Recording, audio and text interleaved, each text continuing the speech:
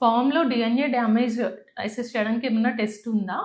Sperm DNA damage అంటే ఏంటి? దాన్ని ఎలా అసెస్ చేయాలి అనేది చూద్దాము. సో, మనం బేసిక్‌గా ఒక కపుల్ వచ్చినప్పుడు మేల్స్‌కి కామన్‌గా చేసే టెస్ట్ సిమెన్ అనాలిసిస్. అంటే వీర్య కణాల టెస్ట్ అన్నమాట. సో, ఈ వీర్య కణాల టెస్ట్‌లో మనం ఏం చూస్తాము అనంటే స్పర్మ్స్ కౌంట్ ఎంతుంది? కదిలే కణాలు కౌంట్ నార్మల్ ఉందా లేదా చూడడానికి స్పర్మ్స్ ఎలా ఉన్నాయి నార్మల్‌గా. మార్ఫాలజీ అంటామనమాట. సో, నార్మల్ మార్ఫాలజీ అనేది 4% ఉండాలి. సో, ఇవన్నీ పారామీటర్స్ మనం సిమెన్ అనాలిసిస్‌లో స్టడీ చేయొచ్చు. బట్ స్పర్మ్ స్ట్రక్చర్ లోపల డీఎన్ఏ అనేది ఉంటదనమాట. సో, ఈ డీఎన్ఏలో ఏదైనా డ్యామేజ్ ఉందా అనేది అసెస్ చేయడం మాత్రం మనకి బేసిక్ సిమెన్ అనాలిసిస్‌లో తెలియదనమాట. సో, దీనికోసం మనకి కొన్ని స్పెషల్ టెస్ట్స్ ఉంటాయి. ఈ స్పర్మ్ డీఎన్ఏ డ్యామేజ్ ఎందుకు అవుతది? దాన్ని డిటెక్ట్ చేయడానికి ఏం చేయొచ్చు? అండ్ ఎలాంటి ట్రీట్మెంట్స్ ఉంటాయి అనేది చూద్దాము.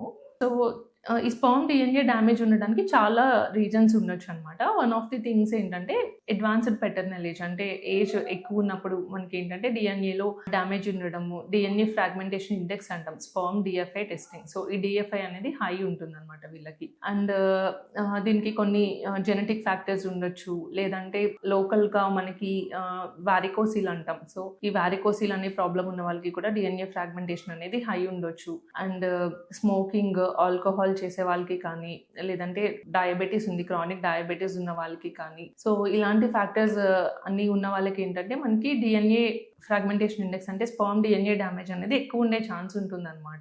అండ్ కొంతమందికి ఏంటంటే ఐవీఎఫ్ ట్రీట్మెంట్ చేసుకున్న రికరెంట్‌గా మిస్‌క్యారేజెస్ అవ్వడము, రికరెంట్ ఇంప్లాంటేషన్ ఫెయిల్యూర్ అని అంటాం. అంటే ఐవీఎఫ్ చేశాక కూడా రిపీటెడ్‌గా వాళ్ళకి ఎంబ్రియో ట్రాన్స్‌ఫర్ చేసినా ఇంప్లాంట్ అవ్వట్లేదు. రికరెంట్ ఇంప్లాంటేషన్ ఫెయిల్యూర్ కానీ, లేదంటే ప్రెగ్నెన్సీ పాజిటివ్ వచ్చాక రిపీటెడ్‌గా మిస్‌క్యారేజెస్ అవుతున్నాయి. సో, వేరే ప్రాబ్లమ్స్ ఏవి లేవు అని మనం ఎక్స్‌క్లూడ్ చేసుకున్నాక ఇంకా అప్పుడు కానీ, సో, ఇలాంటి సిట్యుయేషన్స్‌లో ఎంబ్రియో ఎన్యూప్లాయిడ్ వస్తుంది రిపీటెడ్‌గా. సో, ఇలాంటి వాళ్ళందరికీ మనం ఈ స్పర్మ్ డీఎఫ్ఐ టెస్టింగ్ అనేది అడ్వైస్ చేస్తామనమాట.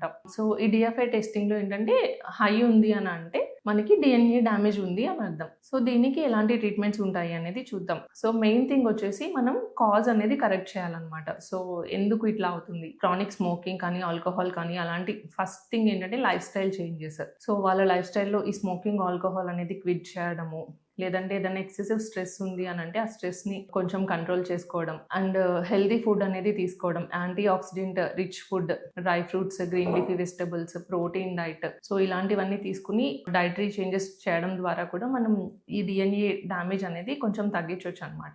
అండ్ నెక్స్ట్ థింగ్ వచ్చేసి టాబ్లెట్స్ ఏమన్నా ఉన్నాయంటే మెయిన్‌గా anti oxidant tablets. So, coenzyme Q10 అనే సప్లిమెంట్ ఉంటుందండి. సో, అది 300 mg dose daily once for 2 to 3 months తీసుకుంటే కూడా ఈ స్పర్మ్ డీఎఫ్ఐ అనేది కొంచెం తగ్గించొచ్చు అనమాట. So, main thing supplements.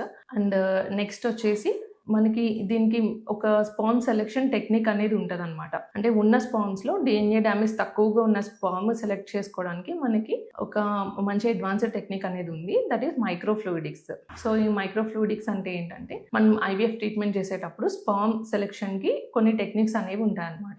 మనం మోస్ట్ కామన్‌గా యూజ్ చేసేది either simple swim up technique అని కానీ, డెన్సిటీ గ్రేడియంట్ అని కానీ యూజ్ చేస్తాము. బట్ ఇలాంటి కేసెస్‌లో కొంచెం ఏజ్ ఎక్కువ ఉంది, స్పర్మ్స్ తక్కువ ఉన్నాయి, ఓట్స్ అంటాం. అంటే స్పర్మ్ కౌంట్, మోటిలిటీ అవన్నీ తక్కువ ఉన్నాయన్న వాళ్ళకి కానీ ఈ డీఎఫ్ఐ టెస్టింగ్‌లో హై డీఎఫ్ఐ వచ్చింది అని అంటే మనం ఈ మైక్రోఫ్లూయిడిక్స్ అనే టెస్ట్ అడ్వైస్ చేస్తాము. సో, ఈ మైక్రోఫ్లూయిడిక్స్‌లో ఏంటంటే ఒక చిప్ ద్వారా మనం ఈ స్పర్మ్ అనేది సెలెక్ట్ చేయడం జరుగుతదనమాట. దీంట్లో మనకి ఉన్న స్పర్మ్స్‌లో తక్కువ డీఎన్ఏ డ్యామేజ్ ఉన్న బెటర్ క్వాలిటీ స్పర్మ్ అనేది మనం సెలెక్ట్ చేసుకోవచ్చు. సో, ఇది మైక్రోఫ్లూయిడిక్స్ టెక్నిక్. అండ్ కొన్ని కేసెస్‌లో ఏంటంటే మనం సివియర్ ఓట్స్ ఉంది అంటే స్పర్మ్స్ కౌంట్, మోటిలిటీ అవి తక్కువ ఉన్నాయి, ఈ డీఎఫ్ఐ అనేది చాలా హైగా ఉంది అని ఉన్నప్పుడు టీజా అనే ఆప్షన్ కూడా అడ్వైస్ చేస్తుంటాం. టీజా అంటే ఏంటంటే టెస్టిక్యులర్ స్పర్మ్ ఆస్పిరేషన్ అనమాట. అంటే డైరెక్ట్ గా టెస్టిస్ నుంచే మనం స్పర్మ్ అనేది రిట్రీవ్ చేసుకుంటాము. సో, ఈ టీజాలో కూడా కొంచెం తక్కువ డిఎఫ్ఐ ఉన్న స్పర్మ్ అనేది మనం సెలెక్ట్ చేసుకోవచ్చు. సో, ఇవి మనకి స్పర్మ్ డిఎన్ఏ డ్యామేజ్ ఎక్కువ ఉన్నప్పుడు చేసుకోవాల్సిన ట్రీట్మెంట్ ఆప్షన్స్. ఫర్టిలిటీలో ఉమెన్ కి ఉండే one of the problems adenomyosis అనే ప్రాబ్లం గురించి మాట్లాడుకుందాము. అసలు ఎడినోమయోసిస్ అంటే ఏంటి, ఎవరికి ఉంటుంది, అండ్ దానివల్ల మనకి ఫర్టిలిటీకి ఎట్లా ఇంపాక్ట్ అవుతుంది అనేది చూద్దాం. సో, ఎడినోమయోసిస్ అంటే ఏంటి అని అంటే నార్మల్గా మనకి గర్భసంచి యొక్క పొర లోపల క్యావిటీ లోపల గ్రో అయ్యే పొర అనేది ఉంటుంది కదా. సో, అదే మనకి యూటరైన్ మజిల్లో గ్రో అవుతుంటుంది అనమాట. అంటే గర్భసంచి యొక్క గోడలలో పొర అనేది గ్రో అవ్వడం వల్ల మనకి గర్భసంచి సైజ్ అనేది ఇంక్రీజ్ అవుతదనమాట. గ్లోబులర్ యూట్రస్ అంటాం. సో, ఈ గర్భసంచి యొక్క వాపుని మనం ఎడినోమయోసిస్ అని అంటామనమాట. సో, ఇది ఏమన్నా బినైన్ కండిషనా? క్యాన్సరస్ కండిషనా? అంటే ఇది బినైన్ ప్రాబ్లమే. గర్భసంచి యొక్క సైజ్ అనేది ఎక్కువగా ఉంటుంది. దీనివల్ల మనకి ఫర్టిలిటీకి ఎలా ప్రాబ్లమ్ అవుతుంది అనేది చూద్దాం. సో, దీనికి పర్టిక్యులర్‌గా కాజ్ అనేది ఏమి ఉండదు. కొంతమందికి ఏంటంటే ఎడినోమయోసిస్ అనే ప్రాబ్లమ్ ఎండోమెట్రియోసిస్ అని ఇంకొక ప్రాబ్లమ్‌తో అసోసియేట్ అయ్యి ఉంటదనమాట. సో, కొంతమందికి అండాశయాల్లో సిస్ట్‌లు ఉన్నాయని చెప్తాం, ఎండోమెట్రియోటిక్ సిస్ట్‌లు. సో, ఈ 2 కలిపి కూడా కొంతమందికి ఉండొచ్చు ప్రాబ్లమ్.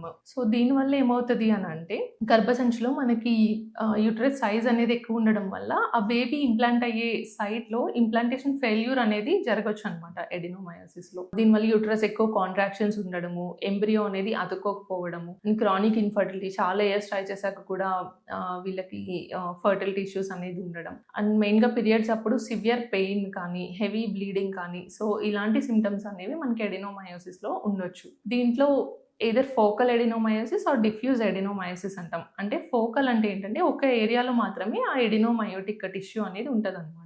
ఇది కాకుండా మనకి డిఫ్యూజ్ ఎడినోమయోసిస్ అంటే ఓవరాల్‌గా యూట్రైన్ ఎన్లార్జ్‌మెంట్. సో, ఫోకల్ దీనికి ఎలాంటి ట్రీట్మెంట్ ఆప్షన్స్ ఉంటాయనేది చూద్దాము. ఫోకల్ ఎడినోమయోసిస్ అయితే కనుక అది పెద్దగా ఉంది అనంటే మనం దీనికి సర్జికల్‌గా కూడా రిమూవ్ చేయొచ్చు. ఎడినోమయోమెక్టమీ అనే ఆపరేషన్ ద్వారా. సో, ఈ లోకలైజ్డ్‌గా ఒక ప్లేస్‌లో గనుక ఉంది అనంటే మనం ఉన్నది మాత్రమే రిమూవ్ చేసుకోవచ్చనమాట. But if it is diffuse and fertility ప్లానింగ్‌కి అయితే కనుక మనకి మెయిన్‌గా ఇలా రికరెంట్‌గా ఇంప్లాంటేషన్ ఫెయిల్యూర్స్ కానీ, క్రానిక్ ఇన్ఫర్టిలిటీ ఇష్యూస్ ఉన్న వాళ్ళకి కానీ మనం ఐవీఎఫ్ సజెస్ట్ చేస్తుంటాము. సో, ఈ ఐవీఎఫ్‌లో ఏంటంటే మనం ఫస్ట్ ఎంబ్రియోస్ అనేవి ఫార్మ్ చేసుకొని తర్వాత ఈ యూట్రైన్ సైజ్ అనేది తగ్గించడానికి కొన్ని మెడికల్ ట్రీట్మెంట్ ఆప్షన్స్ ఉంటాయన్నమాట. మెయిన్‌గా వచ్చేసి మనకి జీఎన్ఆర్‌హెచ్ ఎగోనిస్ట్ అని ఇంజెక్షన్స్ ఉంటాయన్నమాట. సో, దాంతో మనం డౌన్ రెగ్యులేషన్ అనేది చేసుకొని యూట్రైన్ సైజ్ కొంతవరకు తగ్గించి మనం ఈ ఐవీఎఫ్‌లో ఎంబ్రియో ట్రాన్స్‌ఫర్ చేసుకున్నట్లయితే కొంచెం వరకు ఎడినోమయోసిస్ పేషెంట్స్‌కి బెనిఫిట్ అనేది ఉండొచ్చు. బట్ స్టిల్ ఈ ఎడినోమయోసిస్ సివియర్‌గా ఉన్నప్పుడు ఏంటంటే మనకి బేబీ అతుక్కునే కెపాసిటీ అంటే ఇంప్లాంటేషన్ ఛాన్సెస్ అనేవి తగ్గుతాయి. అండ్ ఇన్ కేస్ బేబీ అతుక్కున్నా కూడా మనకి రికరెంట్‌గా మిస్‌క్యారేజెస్ అవ్వడము, హార్ట్ బీట్స్ రాకపోవడము అండ్ ఇమ్యూనో మాడ్యులేటరీ ప్రాబ్లమ్స్ కూడా వీళ్ళకి ఉండే ఛాన్స్ ఉంటుందన్నమాట. బట్ ఇలా ఉన్నప్పుడు ఏంటంటే బెటర్ ట్రీట్మెంట్ ఆప్షన్ ఎయిదర్ లోకల్‌గా ఉంటే సర్జరీ చేసుకోవడము ఆర్ ఎల్స్ ఐవీఎఫ్‌లో మనం ఇలా డౌన్ రెగ్యులేట్ చేసి మనం ఎంబ్రియో ట్రాన్స్‌ఫర్ చేసుకోవడం. రీసెంట్‌గా మనకి ఏంటంటే ఇందులో ఇంకొక అడ్వాన్స్డ్ ట్రీట్మెంట్ వచ్చిందండి. అది మైక్రోవేవ్ అబ్లేషన్. సో, దీంట్లో ఏంటంటే ఒక రేడియేషన్ ద్వారానే మనకి ఆ ఎడినోమయోటిక్ టిష్యూ అనేది అబ్లేట్ చేయొచ్చనమాట. సో, ఇది కూడా one of the treatment options ఇప్పుడు వచ్చింది. But it is still under studies అనమాట. So, these are the treatment options ఎడినోమయోసిస్‌కి అయితే. Thank you.